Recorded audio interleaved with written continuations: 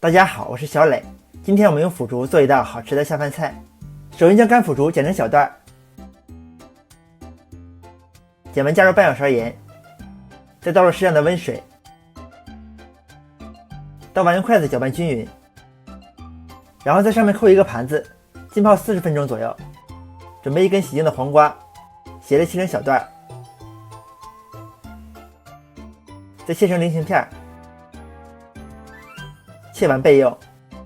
再准备适量的葱姜蒜，大葱切成葱花，姜切末，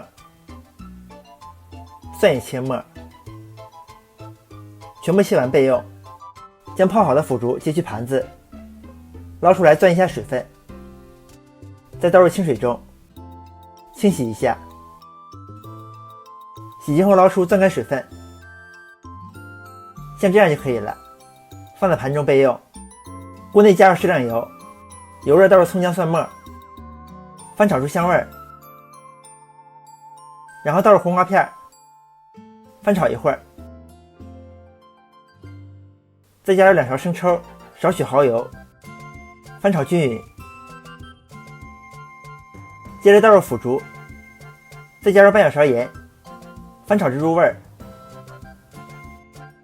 最后加入少许鸡精，再淋入少许水淀粉，然后大火翻炒均匀就可以出锅了。